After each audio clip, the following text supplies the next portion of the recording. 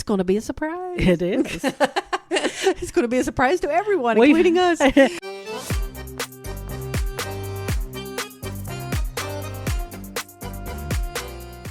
Hi, everyone, and welcome to our podcast, Wandering Works for Us.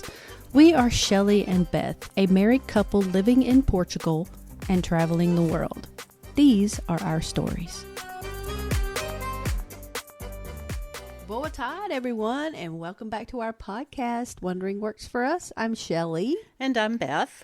And today we're going to take you on another day trip, a full day trip to Sintra, right outside of Lisbon. About an hour? Was it an hour from there? Yeah, about a 45-minute train ride? Probably. All of Sintra is a UNESCO World Heritage Site. So that would be a very cool place to visit. Yes? Yes. Yes. Most people that want to go to Sintra, they see two places, which we're going to talk about today, the Pena Palace and the Quinta da Regaleira. Very good. I'm so sorry if I butchered that name. It is what it is. I'm still learning Portuguese. So Sintra is a very popular day trip destination. I can't get this out of my head. It's a very popular day trip destination for a lot of people that come to Portugal for the first time, because it's only a 45-minute train trip, like we said. But the thing is, there is so much more to do in Sintra that you really need about 2 days instead of one. Because the Pina Palace and the Quinta are huge, their grounds and the house. And even though the house may only take an hour or two to go through Pina Palace, Quinta was much quicker than that. The grounds take forever. And I think what a lot of people do is who are trying to cram it all in, is they come and they see the inside of Pina Palace, skip those grounds because it's not as obvious to go there. You know what I mean? Yeah, I suppose so. It's kind of around the corner. And then they just see a little bit of the grounds of the Quinta. And those are actually our favorite parts. Yeah, that was the best part. Yeah. But we'll talk about the Pina Palace first. Okay.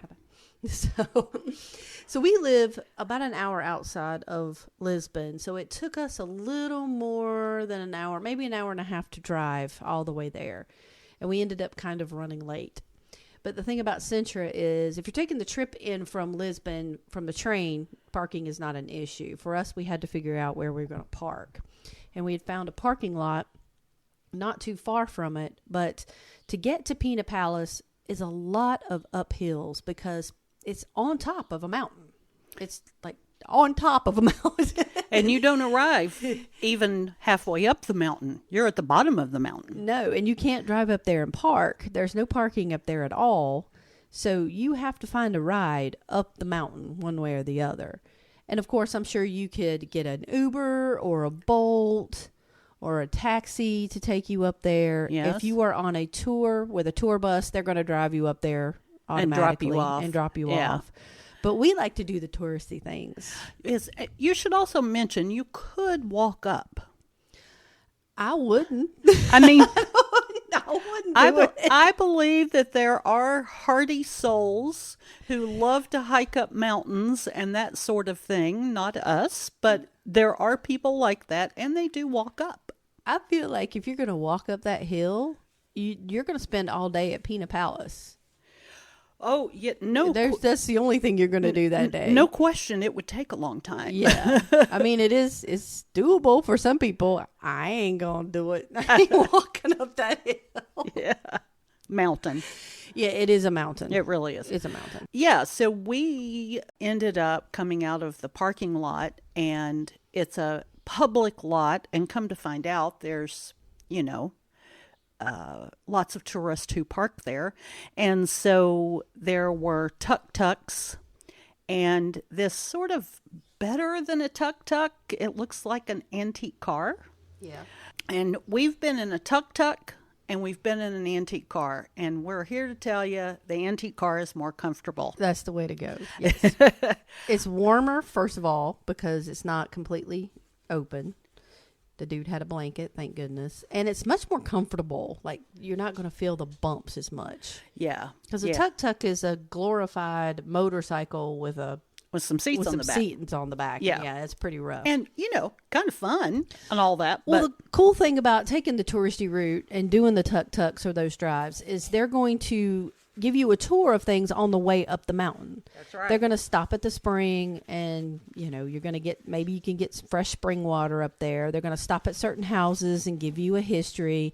They're going to stop and let you take pictures of the Moorish castle and, stop and get a picture of the castle from the bottom. They're going to give you a good tour and tell you what to do.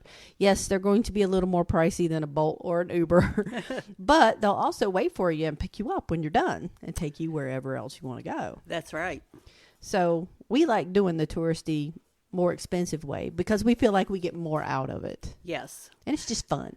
And if we were going just ourselves and we had already done it twice, we'd probably take a Bolt up or something, But usually when we're going, we're with someone who's come to visit us and, we want to give them the full experience because it's just fun. It is fun. So you get a ride up the mountain to the ticket booth where we highly recommend you buy your tickets in advance because you have a timed entry. So you have to make sure you have enough time to get up the hill and get in for your timed entry. But you're not going to get your timed entry from the ticket booth. There's another bus that takes you to the gate because it's all uphill, all of it. Yes. So once you get in the palace gates, if you will, where the tickets are sold and everything, you're only 7/8 of the way up the mountain. It's an interesting maybe fraction, but So you still got a ways to go. And again, a lot of people walk up it, but there is was it €1? No, I think it was €3. Oh, €3. Yeah. Round trip, right? Yes. €3 round trip. You can hop on one of those nice short buses, and the place to wait for it is just inside the gates. There's a sign there. It takes you right up to where then you're really at the palace. And then you can go back to the stop where they dropped you off and take it back down. And it's much faster than walking it and not expensive. No. And if you're there when it's hot, certainly you're going to want to do it. When it's hot, or if you have some walking issues, definitely want to take that bus. Make sure you buy bus tickets because they are separate from the regular tickets to get in. Yes, and you went to get those. Where'd you buy those? Right at the ticket booth. Okay. It was right outside Same the place. ticket booth. Okay. Yeah. So you can buy them in the same place. But yeah, just make sure you get those if you're planning to take that bus. But if you're a hardy walker and you want to walk it up, go for it, man. You don't have to spend those extra €3 to get it to the gate. I mean, it's a beautiful walk. It's all wooded, and I mean, it's gorgeous. It's part of the grounds. It's gorgeous up there. It's weaving little paths in and out. Yeah, and you're sort of winding around, switchbacking all the way up the mountain, kind of thing. And if you're on a guided tour, you're going to walk up it. They're going to make you go that way. You'd have to walk up it? Yeah, because every guided tour I saw at Pina, they were coming up. They didn't get on the bus. They had to walk up from the ticket booth to the main gate. To there, yeah. Yeah. And I'd like to try walking up maybe next time, if we're not in a hurry. And yeah, it depends on who we're with, but yeah. Maybe. I don't know, man. Straight uphill. And so you finally get to the castle proper. And you're outside the walls of the castle. Yeah, you're outside the walls of the castle, and then you walk uphill some more. Probably another, 200 yards maybe? Yeah, at least. Straight up to get to where you actually go into the castle. And they were very kind to us because we actually ended up being 30 minutes late. And the time tickets are every 30 minutes. And they let us through without comments. So because it wasn't that crowded. We went in December. That's right. So it wasn't crowded enough that it was going to make a difference. But if it had been July. It'd been July or August. We would have been out of luck. We would have been out of luck. And they won't let you in. And it does get packed in there. I mean, Pina Palace is, a palace. And so you're walking through rooms and you're walking through the hallways. And they're built for people that live there, not, 100 tourists at a time in a room. Yeah. So it does get a little packed in there. And I would I would not want to be there in the dead of summer, but if that's your option, that's what you got to do. Yeah, do it, but do take water.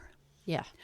And then the inside, which we'll talk about first, was beautiful. It was beautiful. Yeah. They've got enough of it that is restored or, has furniture and enough signage and that kind of thing where you can kind of get an idea of what it was really like. Yeah, you can schedule a tour. You can schedule a private tour. Somebody will take you through and talk to you. I believe a couple of guys had one on their phone that they were listening to as they went through it. Mm-hmm. But for the most part, you can walk through it and figure out what things are and get enough out of it. Yeah, that's not one that I would. I probably wouldn't schedule a tour for that one. Nah. Just me personally. I like to get a lot of information and really get the feel for it. And so there are some things where I would want to schedule a tour. But this one, I think you get enough. I think you do, personally. Yeah. Now, there's probably a lot of stuff we did miss, because we didn't take a tour. But I do want to mention that this started off as a monastery. It was built as a monastery. It was. And then in the earthquake, it was all but destroyed. It was pretty much rubble. And then one of the kings, and I apologize, I don't know which one it was, of course, decided to rebuild it, and it became summer homes for the royal family up until the very end. As a matter of fact, I believe the last queen was in residence at Pina Palace when the monarchy fell, and she had to go in an exile from there. Yes, I believe that's right. So yeah. If you go on the tour, you get that kind of information. Doesn't mean you remember it, but you get it. You do. And I would say it took us about 2 hours to go through the palace. Yes. Probably. And again, it wasn't that crowded. So it might take you more like 3 if you really wanted to read everything like we did and we're having to wait on people to move and that sort of thing. So you can get good pictures. There were just a lot of amazing tiles and paintings and furniture, and I really enjoyed it. Yeah, it was more than I expected it to be. I've been through a lot of homes in my life, historic homes, yes, where people have antique furniture and beautiful paintings on the wall. But this one, I think, was more interesting because there was one room where the king had painted this whole scene with Pan and his little playmates all over the wall. That was in his little office area outside of his bedroom, right? Yes. Yeah. And then, of course, many rooms have all of the Portuguese tiles all over them. The azulejo. Very good. Azulejo. Azulejo. I hope I said that right. I believe that's right. All over the walls. And those are just beautiful. It's just amazing artwork.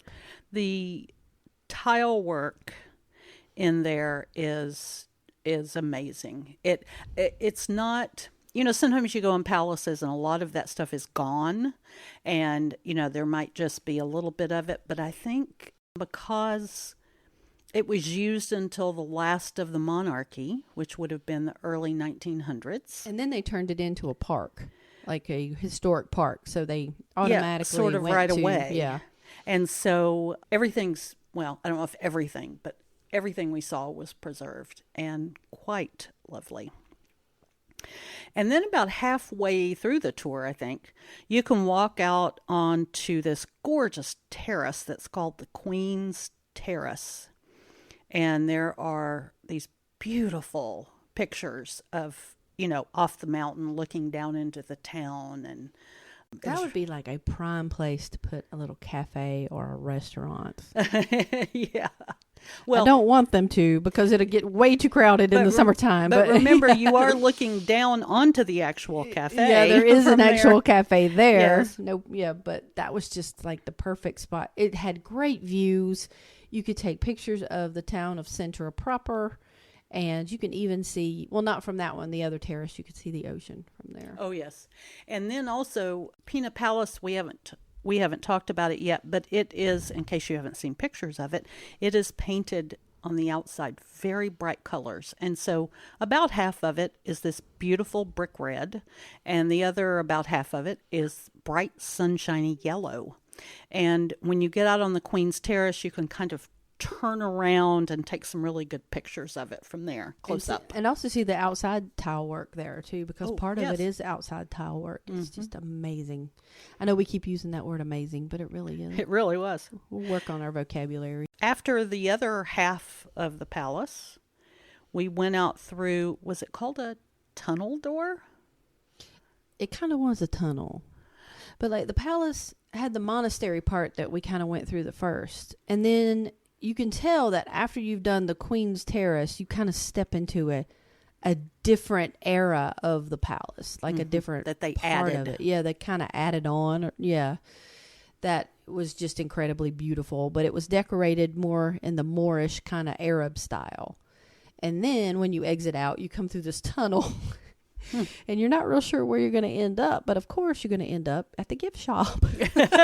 Because that's where you exit from. Of course. This is where, isn't that where we saw the ocean from the back terrace and the cafe was there?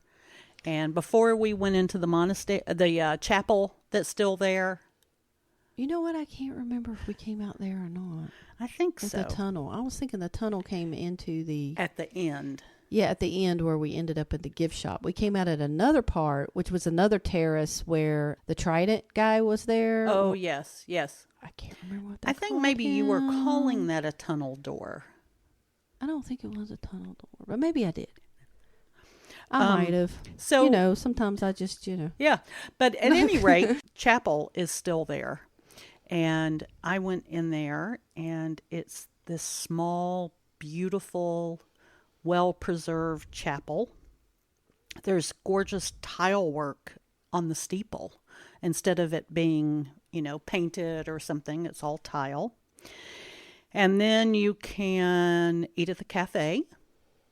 We had a drink. Yeah, we just got some water and that's some right. Cokes and just sat out. And sat out for a few minutes. But they have some food.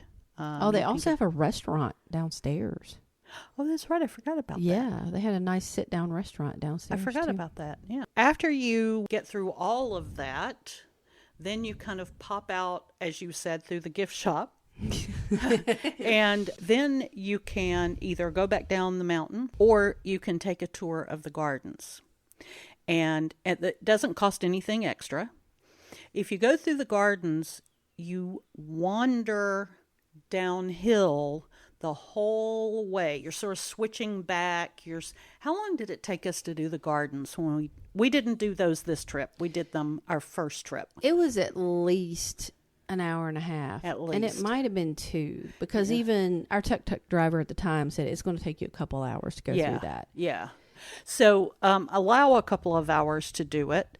And the thing that would be so great in the summer is that it's very wooded and shaded, and it's just a beautiful walk. And it's just, and so it wouldn't be as hot, you know, in there. And we highly recommend not skipping that. Yes, because most people do. It's, you know, the grounds, the gardens. Yes. But there's all kinds of little pools and waterfalls and just little like nooks and crannies that are just really just neat. Yeah, kind of sit in. There's a lot of follies in there. There's a beautiful Arabic building. I'm going to call it a building. It's round. It was almost, I want to call it a well house, but I don't think it was. Yeah. But I think it was a place where people could, you know, they would go and inside and collect water and they could cool off. Yeah. Yeah. And then did we see chickens? No, we saw the old stables, or part of where they part kept of the some of stables the are there. animals. And even that 2 hours we went down, we didn't see everything. No, we did not. Because we stayed kind of on the main path. There's all these little places you can go off to the left and the right. There's a chalet somewhere. Yeah, that we didn't see. I mean, yeah. I think we went past the greenhouses. Yeah. Down that way. And then you end up at the bottom, this gorgeous set of, I'm going to call them small lakes. Cascading ponds. There we go. And they sort of step down as you go. And is that where we saw swans? Yes, they had swans. They had black swans, didn't they? Or am I confusing that with something else? I think you're confusing that with Caldish. Yeah, it could be. So there were swans. And then you end up at there's a gate, it's obvious, a big exit there.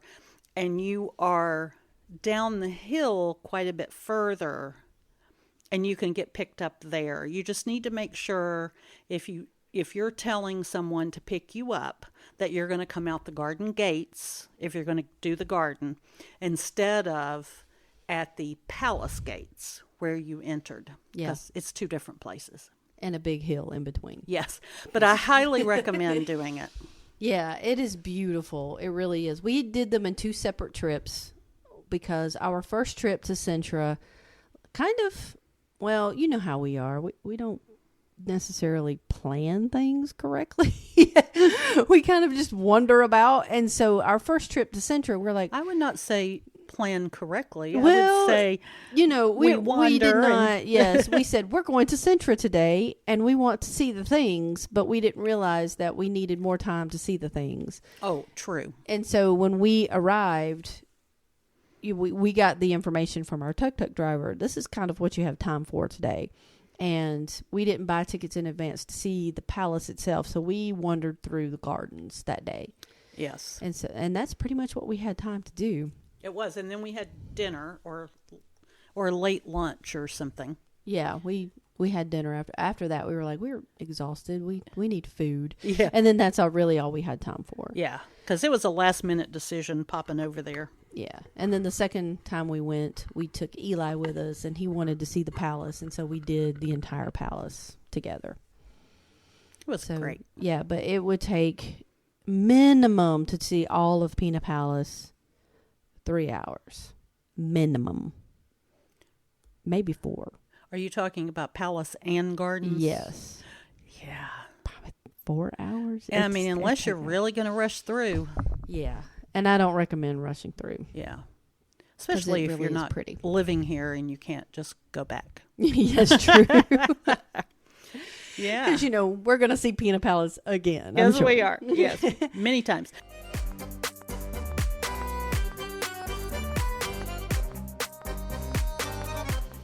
Now, after we saw Pina Palace, we had a schedule to go see the Quinta da Regaleira. Regaleira. That's it.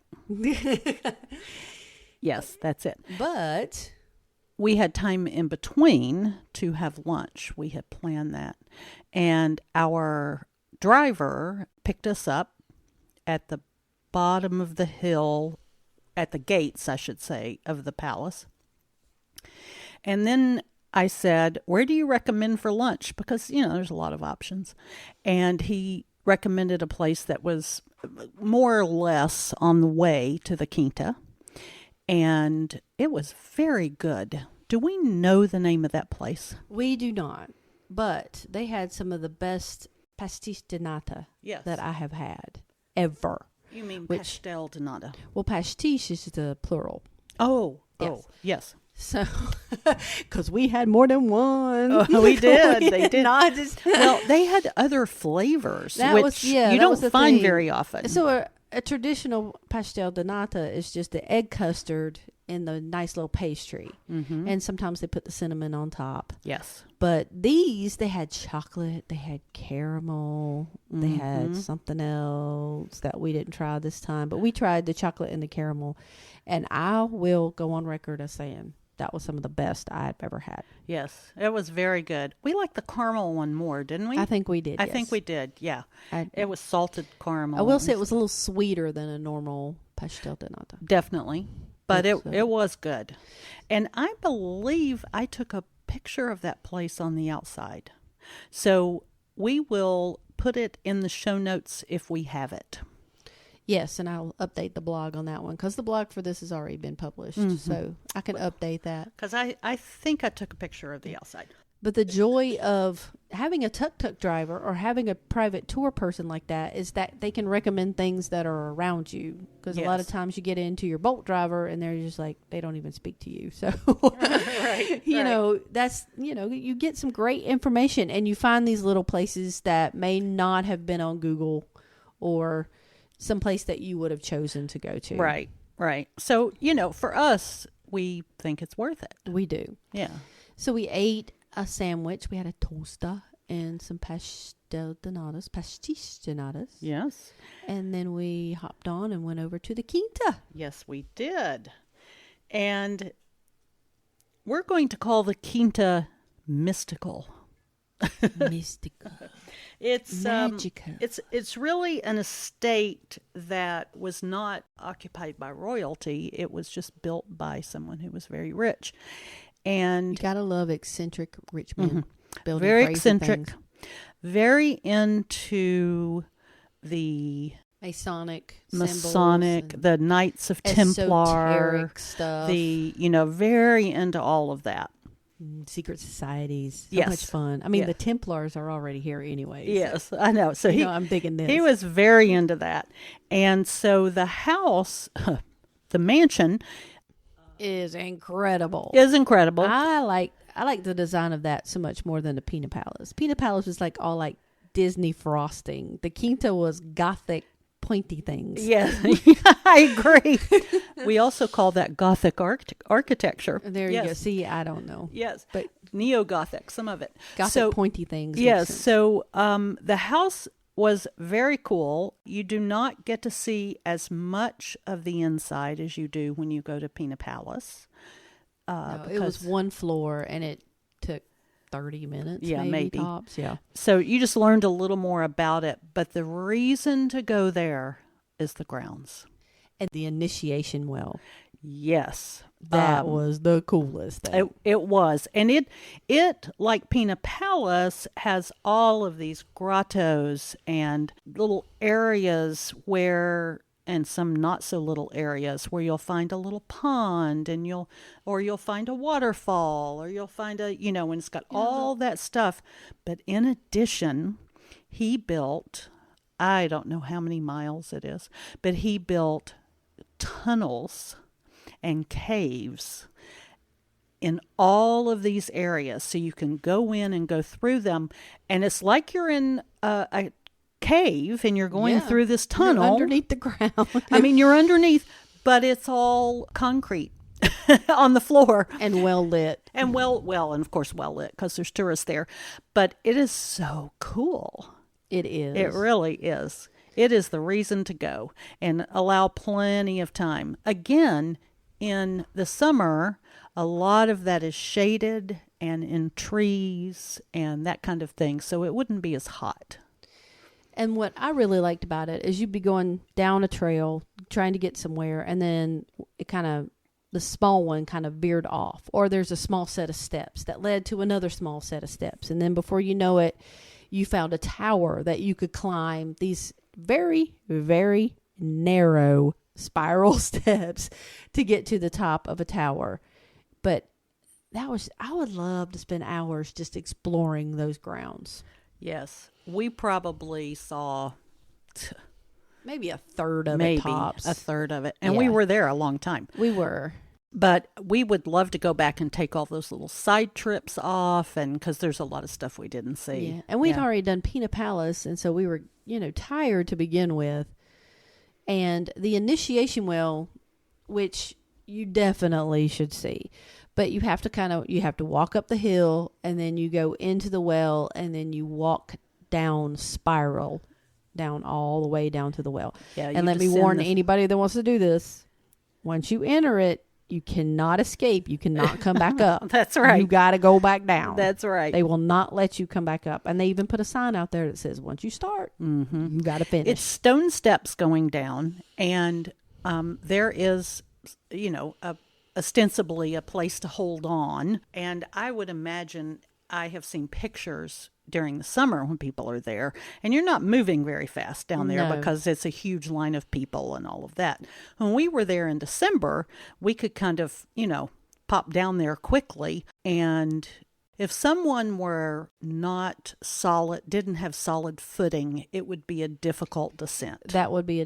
yes, because there's not really a handrail. But it was fine for us. Yes. You spiral down, and every time you come around again, you have a different view, and you can look way down to the bottom of the, well, so to speak.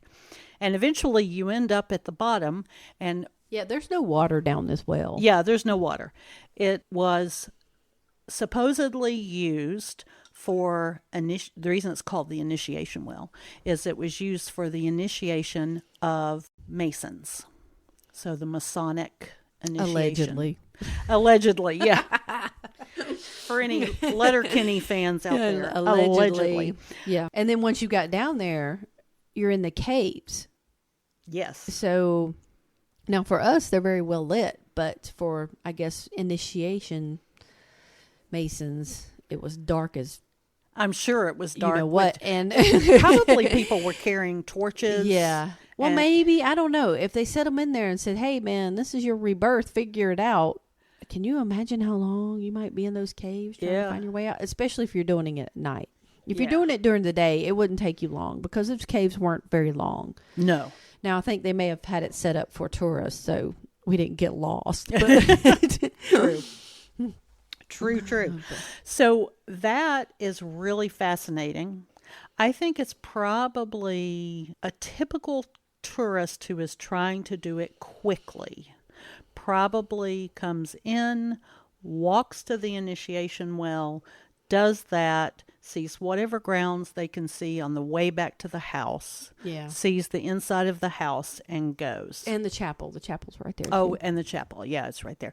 And I would say that, first of all, you're missing a ton. A ton. Yeah. And what I would do is if you go to the initiation well first and the line is really long, if you happen to be there in July or August, I would go and do other things in the grounds and then come back and see if the line's any shorter. I bet it gets shorter like around lunchtime.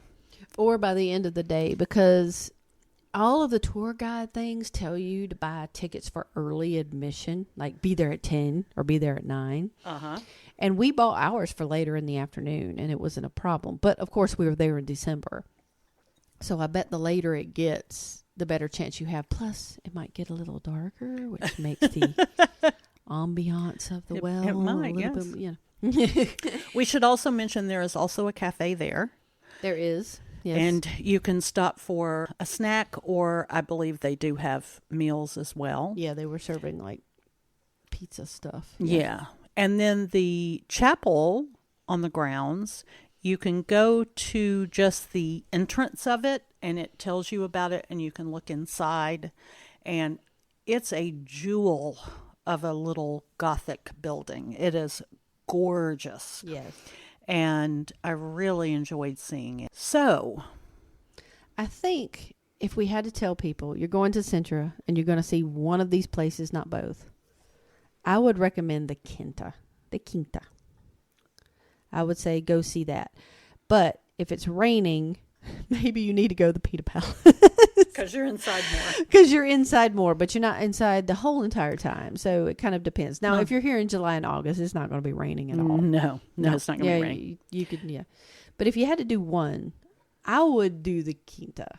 I would too. I was more impressed with the Quinta. Yeah. Just because the grounds are so interesting. They are. And the buildings, the Gothic architecture is so gorgeous. Yes. And more unusual than you see in Portugal. Yes, definitely. I mean, it stands out sort of like a sore thumb. But gorgeous. But gorgeous, really. Also, I would recommend, I recommend this for anything, but especially for the Quinta, go ahead and Google it before you go and really look up some of the history of it, because there's a lot of things online about the mystical part of it and how he incorporated symbols into the building and all of that stuff, that if you don't know that ahead of time, you don't necessarily know it. Yeah. Now you can get a guide to take you through. Just, you could go to Get Your Guide or Viator, Mm-hmm. I'm sure I have a link on the blog that yes. you can click. That would tell you more. But yeah, you can also just read up on it like we do. Yeah. So I would recommend doing that. Cool. And then after that, we left, didn't we? Yes. Our day was over. Well, we had planned to stay in Sintra through dinner, but we finished everything by 4 p.m. or 5 p.m. And restaurants in Lisbon or in around there do not open until 7. Well, most of Portugal. Most of yeah. Now, if you're in a touristy area, they're going to open a little bit earlier because, you know, the English and the Americans, we eat earlier. But for the majority of the places that you really want to eat at in Lisbon, they're not going to open till 7. And we just didn't have the energy to wait around. You mean in Sintra? Or Lisbon, because Yeah. I think we talked about going into Lisbon to eat somewhere, didn't we? I was going to do it in Sintra. Oh, well. See, But at any rate, I'm not the tour planner. we had a good long wait and didn't really have anything else planned. There's lots of other things to do there, but we were just kind of done. We had a great day, so because we're so close, we drove back and we had dinner here. Yes. Or here, meaning home. So, you know, and the trains run like every 30 minutes or something. So if you're done, you can head on back to wherever you came from, usually Lisbon. We did eat in Sintra one night. We did. The first time we went, and there's no way I can remember that. No, but we were in the center of like Old Town, where Yes. all the little shops are in the cobblestones. That's where we were. And we saw a great sunset and had a fantastic meal. So if you're going to eat in Sintra, go into Old Town and Yeah. find a nice Portuguese restaurant. It was nice. Go up into, you know, the back alleys and find the real Portuguese restaurant Yeah. where, you know, no one is speaking English. Find those. Yes. That's better. And if it's lunchtime, That goes for everywhere. and if it's lunchtime, look and see where the workers are eating, and then you'll That's how find you a know you authentic found the good place. stuff. Yes. Mhm. So And it'll be cheap. yes. Well, cheaper anyway. Yes, Well, I think that's it. I think it is. Well, I have no idea what we're doing next time. No, It's going to be a surprise. it is. It's going to be a surprise to everyone, including us. We talked about taking a day trip next week, so we may do that We may. and report back on that. I'm sure there's something we will do that will be entertaining, and we will bestow it upon you because that's what we do. Lucky listeners. Lucky listeners. Uh-huh. All right. Well, if that's it, then I guess we can finish up, and then we'll see you next time. Okay. Okay. So it is 6:05 and the sun is going down, so I guess that is boa noite. Boa noite.